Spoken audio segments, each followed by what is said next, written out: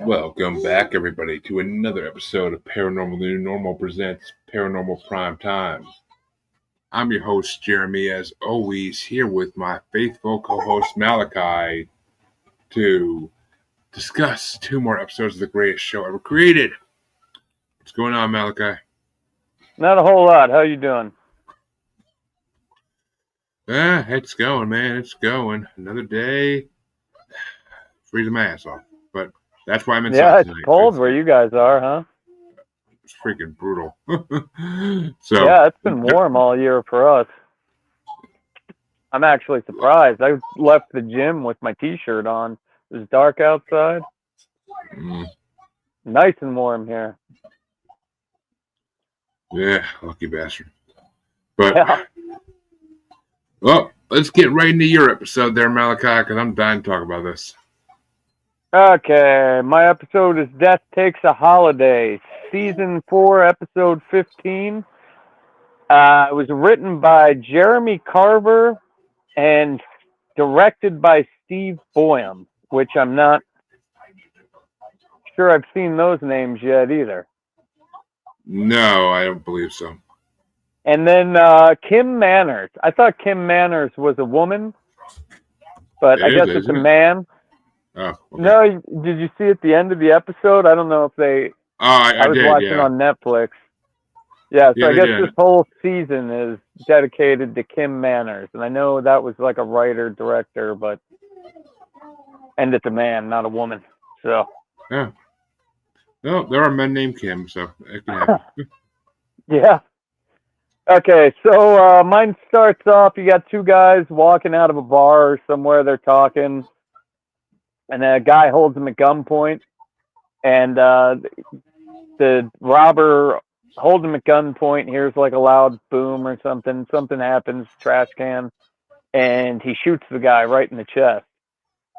Robber runs away, and the friend's sitting there consoling the guy, and the guy gets up, and he's got a bullet hole in him, but he's not bleeding, and he's still alive, where it should have shot him right into the heart. So then we cut to the boys at a diner, and Bobby calls and tells him about this case where a cancer victim was pronounced dead. They pulled the plug, and the guy got up and left, and now he's doing his 20th anniversary with his wife and the bullet guy. And then there was another death. So there's all these deaths in this town where nobody's dying. And then Sam and Dean, or well, I guess Dean gets a little catty with Sam. He asks, "Are you sure you want me to go? Are you sure I'm strong enough to go, Sammy?" And then Sam says, "Hey, that was just the seductress, or what the hell was it? Succubus. No, it wasn't a succubus. It was the from Siren. Siren. Yeah, it was just the siren that made him say all that shit from the Jeremy's episode last week." So they head out. I guess this happened in Gray Bull. I lost it, but they head to this town where everybody's dying, and I do have a first. I think in this episode, they go to interview the guy who got shot in the heart, and I think this is the first time they pretend to be bloggers. Yeah, it is. And this, I just think about that. This released in 2009, and at that time, that was the hot thing to do, was be a blogger. You know, that was how you made money on the internet back then. Yeah. So they're sniffing around this guy. They're like, "Hey, you didn't by chance go to a crossroads, did you?" He's like, "No." "Did you see anybody with black eyes or red eyes?" "No." So when they're leaving, they're asking each other, "Well, it doesn't seem to be anything demonic. What do you think? The Reaper took a holiday? Is there just no Reaper here?" Let me get caught back up here. So they go and back to the motel, and they're investigating. Sam goes and sees the other guys that were shot or should be dead, and Dean researches that the last person who died was this kid Cole. I think that's his name. Let me pull Yeah, back up here. I think it is. Sounds right. Okay. So, interviewing Yeah, survivors. Cole Griffith. Yeah. So they want to try and go. Hold on, let me make sure. Yeah, I'm still on track. So they're doing this. Hold on, I might be. No, that's right. Grable, Monica Angelic. So they go look for this kid anyway. They see the kid up in the window, and then they decide that maybe they'll summon the kid in the graveyard. So when they're doing that, all of a sudden they got some guy that's walking in asking them if they're worshiping Satan. And we find, or no, that's not. I'm getting all screwed up here. That happens afterwards, right? Yeah. Okay. Investigation. No, that happens before the astral projection. So Oh yeah. Oh Alastair yeah. comes. Alastair comes when they're trying to summon the kid, and there's a fight with Alastair, and he throws Dean clear across the cemetery, and then he tries to attack Sam, but he can't do anything to Sam, so he disapparates out of the guy he's possessing's mouth, and so now they're going to plan two. If they can't summon the kid, they're going to try to astral project. So they bring, what's that lady's name? Pam. Do you remember the Pamela? Yeah. So they Yeah. call Pamela over there, and Pamela's helping them astral project so they can get into the ghost world. And we see Dean like, oh, it was a dud. And then Sam wakes up behind him, and they're in the astral plane. So they're walking around the city, and they're not seeing anything. And then they meet up with this kid. They see the kid like haunting his mom, throwing a soccer ball at her head and shit. He's not trying to be mean. But they go and they talk to the kid, and they want to know, like, hey, have you seen any demons or reapers or anything? He says that he saw this like reaper guy, but then the black smoke came and got him. So as soon as that is explained, all of a sudden we see the lights flickering and shit, and then this ghost figure comes in, and it's a woman.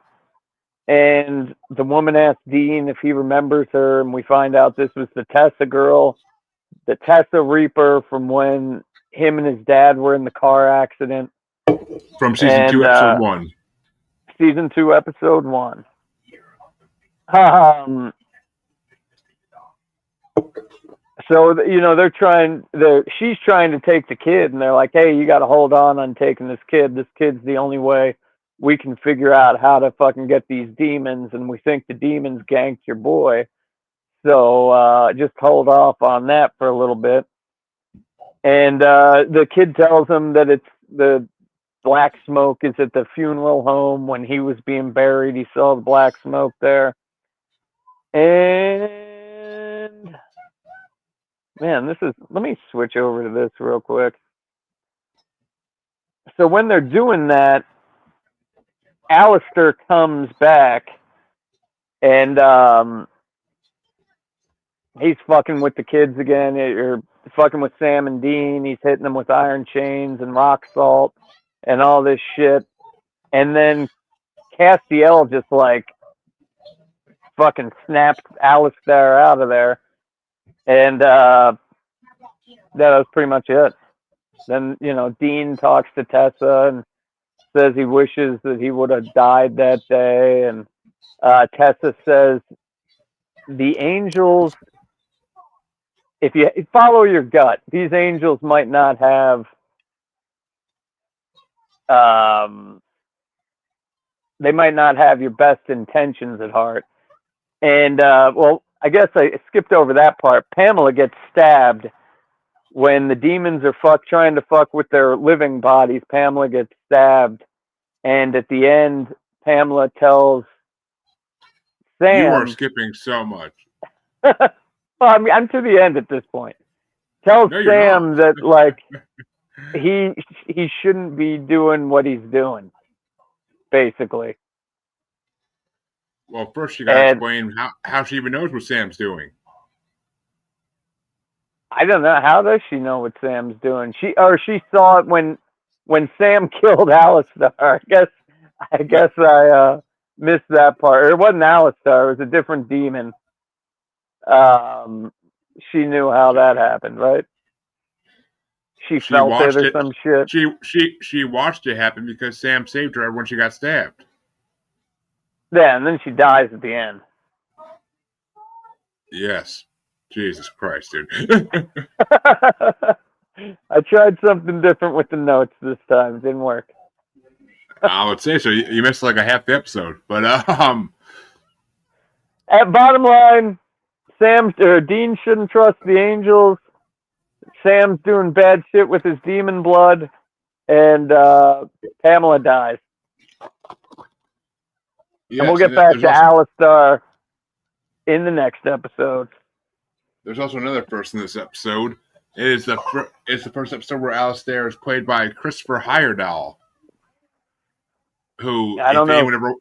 if anyone watched Hell on Wheels, he plays the most amazing villain on that show.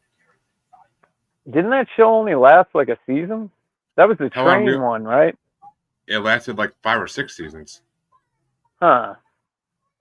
That came out around the same time as Supernatural, didn't it? No, that started in like 10, 11, 12, somewhere in... Yeah, that started in like 10, 11, 12, somewhere in there. But well, I mean, yeah, but yeah, he always plays a good villain. I've seen him in other stuff too. He always plays a good villain. But and other he than does good in your episode coming up here. Oh yeah. Which I mean, I got no other real like interesting facts about your episode off the top of my head that I didn't mention already. So, what would you rate your episode? I'd give it a 4. Yeah, I mean, I'd give it a 4.2. It has some really good moments, and it's starting to show Sam's descent, because the whole fucking where he's like, let's just lie to the kid. Like that is so Sam going towards having no sympathy or empathy. Yeah. So, but Dean gets in there and he, tells the kid, hey, you can stay here. Your whole family will die. Or you can just pass on to the other side. So it's still that, like, yin and yang going on. Yeah, leave it to Dean to be rational. But, well, my episode, folks, Season 4, Episode 16, On the Head of a Pin. Which I don't get the title at all, but whatever. Written by Ben Edlund and directed by Mike Roll. I'm pretty sure Mike Roll's a new name. I think Ben Edlund we just had before, but On the Head of a Pin. Yep. But basically, the episode starts off and we just see Castiel. He's walking. He lands in a parking lot where cars have been overturned and car alarms are blaring off. He raises his hand, makes them all go quiet, and he goes to the center of it all where he sees a woman in white is resting a sword wound in her sternum. He wishes her goodbye and then disappears as the police arrive. Enter the title scene. Then you see, I couldn't tell, but did they have like the big 30-foot angel wings? Yes. Right before it goes title scene, Castiel disappears when all the cops show up. And next thing we see is an overhead shot, and you see the helicopter searchlight shining on the ground where the woman's dead, and you can see her wings charred into the street. Yeah. I mean, I was watching on my phone, so she was about this big, but the wings So were like. so yeah, that's how we know for sure it's an angel. But we start the main part of the episode off with we see Dean and Sam driving back through the night from Pamela's funeral. Sam tells Dean that Ruby's going to meet them after tracking some leads. Dean says he doesn't care and is feeling guilty and becoming tired of losing all their friends. Sam tells him to get angry, another sign of Sam's descent. But Sam tells him to get angry, not tired, which is a very boss move for Sam, actually, because he's usually a little bitch when it comes to shit like that. But well, we'll find out why. Yeah. They check into a motel and find Uriel and Castiel waiting for them. Dean flips out at them by mentioning their friend and reminds Castiel of her. Oh, you know, that woman you blinded? But Uriel doesn't give a fuck. And while Castiel expresses sympathy, Uriel puts him back in his place, telling him, don't worry about these mud monkeys. Which Dean immediately points out, why do you always let them tell you what to do, Castiel? Uriel then tells them, though, that 7 angels have been killed and they don't know how the demons are doing it. They want Dean to interrogate Alastair since they have him captive. Dean tells him, no way, but Uriel tells him, like, we're not asking, you're doing it. So the angels disappear with Dean, leaving Sam behind, where he's like, God damn it. So we see Castiel, they take Dean to a warehouse somewhere, we have no idea where, and he shows Dean Alastair bound within Devil's Trap, and Dean tries to leave, but Uriel blocks him. Castiel says they have no choice but to ask, and Dean asks to speak with Castiel alone. Uriel leaves after being amused with Dean's defiance and says he's actually starting to like Dean. But as Castiel warns him that superiors are beginning to doubt him because of his sympathies towards humans. Dean warns that Castiel won't like what walks out if Dean goes into torture house there, and Castiel tells him that he'd give everything for Dean not to do it. Which we're starting to see the very beginning of our friendship, but very beginning. And so Dean goes into the chamber, pushing his cart, and Alastair starts singing as Dean starts preparing a collection of torture stuff. Alastair laughs and wonders if Dean is scared. Dean denies and says that, and Alastair points out that after Dean left part of himself back in hell, that he should be scared, and he suggests Dean might want to get revenge, if not for how Alastair tortured him, but for everything he did to his father. Because he wanted his father to come off the rack, not Dean. He wanted his father to agree to start becoming a torturer. Dean gets all pissed off, and we flip back and we see Ruby arriving at the motel, and she doesn't see the problem about Dean going with the angels, but Sam warns that Dean can't get the job done. He's not strong enough anymore. But Sam says he'll be strong enough to do it. But Dean starts to question. We're back at Dean, and he's questioning Alastair's remark as he boasts of what he did to John in his time in hell, but admits he never did break him the same way he broke Dean. Alastair continues by stating that he expects Dean to have a similar will, but mocks him on not being strong-willed like his father. Dean's getting pissed off and tells him that he can still dream in hell, and he agreed to torturing Alastair.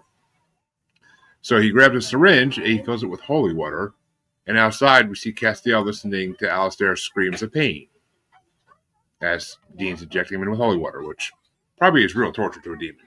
But yeah, I think you could do worse, though, right? Oh, he does. But I mean, you could hook like an IV up to his wiener, filled with holy water. Dude. Jesus Christ, dude! But colonic. But we're back at the motel, and we see Ruby doing a tracking spell on a map to locate Dean, and it burns the map until they find the little circle where Dean is. Sam says that he needs it, and it's been weeks. Sound like a fucking drug addict. And Ruby tells him he'll be okay, and then she cuts her arm open, and he sucks out the demon blood. Dean, we're back at Dean, and he's coating a demon killing knife with holy water, and Alastair asks if torture will give him closure.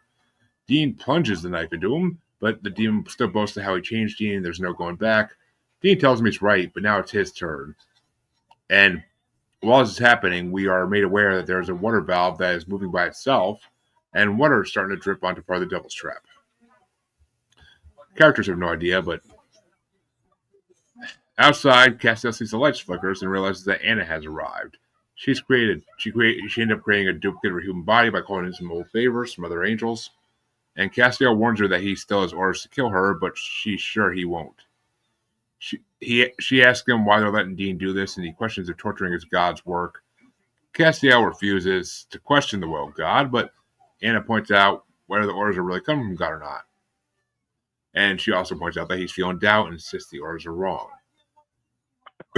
She says they can act together, but he insists that he's nothing like her. He tells her to go, and she disappears into the night.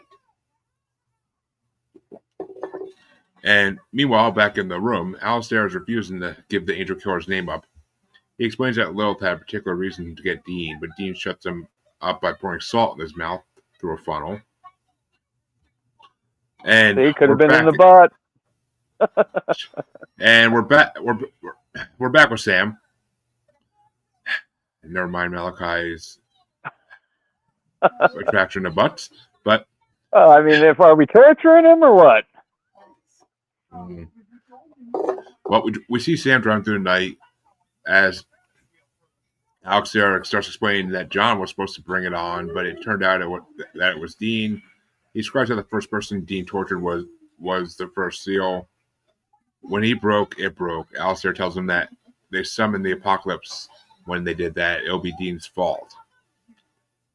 He focuses on the water pipe as it continues to drip on the seal, and Dean figures that Alastair is telling the truth, but warns he won't be there to see it. When he turns around, Alastair is free and starts beating the fucking living shit out of Dean. And we see Castiel finally arrive after Dean gets the shit beat out of him, and he plunges the demon-killing knife into his shoulder. But Castiel twists it, but Alastair manages to pull it out and lunges at the angel. The two fight while Dean lies on the floor, knocked the fuck out. And we see Alastair slam Castiel's back onto a hook, then admits all he can do is send Castiel back to heaven. He can't kill him. And he starts to recite an incantation as Castiel starts glowing with white light. Suddenly, Alastair starts choking and falls back, and we see Sam walking in the room with using his force powers to pin Alastair to the wall. And Sam tells him, "You better tell me the name of the angel killer now," and continues torturing him. Alastair says he doesn't know, and finally admits that demons are not killing the angels, and Lilith wouldn't stop at just 7 angels. Alastair dares Sam to send him back, but Sam tells him he can kill demons now. So he focuses his power and destroys them once and for all. Which, yes, folks, that means Alastair is officially dead. And Castiel just is staring at Sam in shock that Sam could do that. We see Sam now at the hospital, sitting at Dean's bedside. Castiel meets him outside the room and tells him to, and Sam's like, "Why can't you just go heal Dean?" Castiel says he can't. The trap shouldn't have been broken. Sam insists that Alastair wasn't lying. They need to find out who or what is killing the angels. Meanwhile, we go to the next scene and we see Uriel for the first time in a while, who went to get revelations, he said, when he left Castiel and Dean. He's in an empty park and Castiel arrives. Uriel says he's received revelation that they've to stop hunting the demons. Even Uriel realizes something is wrong in heaven and they wonder who could be responsible. Castiel wonders if possibly God's punishing them or if God isn't giving the orders anymore. Uriel disappears, says he won't wait to be gutted. Later that night, Castiel calls out to Anna and she comes. He admits he's considered disobedience, but she warns that it gets worse as he exerts his independence. He flinches when she touches him, but Castiel begs her to tell him what to do. She refuses, telling him it's time to think for himself. He looks at the nearby drinking fountain and sees a water valve. Castiel returns to the warehouse and sees the water valve that broke up the devil's trap. Uriel arrives and asks if Castiel will fight with him.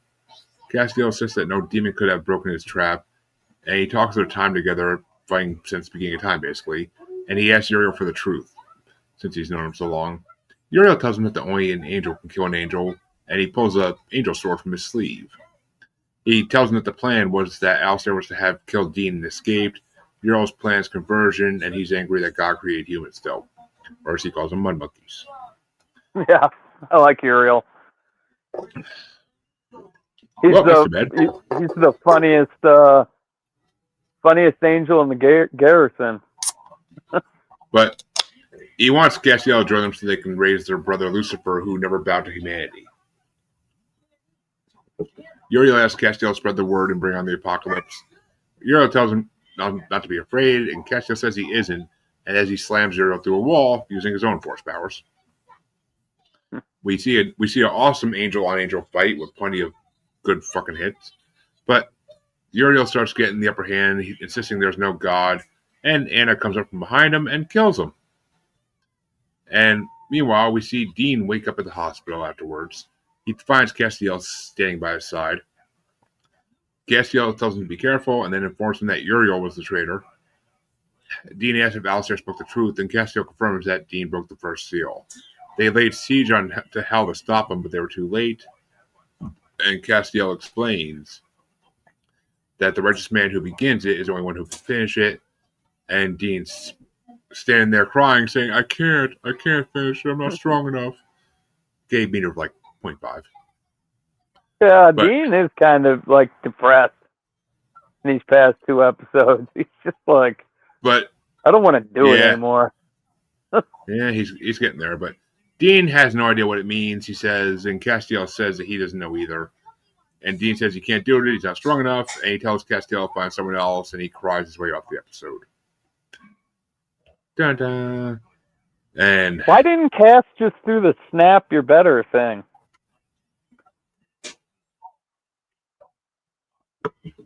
Why didn't he what? Just do the snap and Dean's healed thing. Don't know. I don't know why. Maybe they didn't want to write into the show. I guess at that point because it would solve too many issues right away. But this is the first appearance of Angel Blades. Mm-hmm. And the angel at the beginning of the episode that died was the first one to actually wear a full dress, like the typical angel attire. All the other female angels in the show always wear professional business attire. Yeah. And fun fact, this was actually supposed to be the episode where Castiel got killed off. Really? But he was so popular already by this point that they kept him alive, and he became the character he is. Yeah, that would have been a mistake. Oh, okay, shit. Yeah, it would have been. But apparently the name of the episode, Head of a Pin, it refers to the question, how many angels can dance on the head of a pin? Which is used to dismiss angelology, the idea that the existence of angels in more than one realm and their hierarchy, along with scholasticism in general. So, but yeah, I would have never got that. I still don't get it. But yeah, I don't know. I would probably rate this episode a 4.5. It was a pretty damn good episode. Yeah, I'm right there with you. A lot of storyline. God, yeah, a lot of storyline. So, pretty good one. It was a good one, and I think Scott's would be very happy for his episode next week, folks. What is it? It's a Christmas episode plus Thanksgiving. Oh, Thanksgiving and Christmas in one episode? Oh my.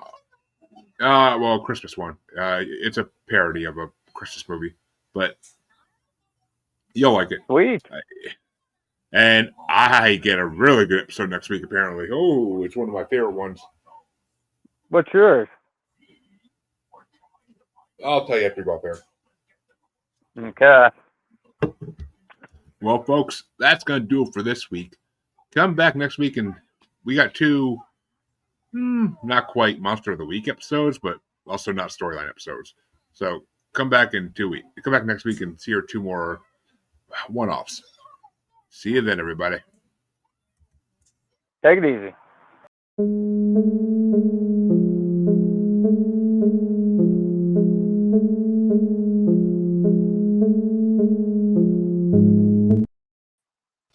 Wasn't the pagan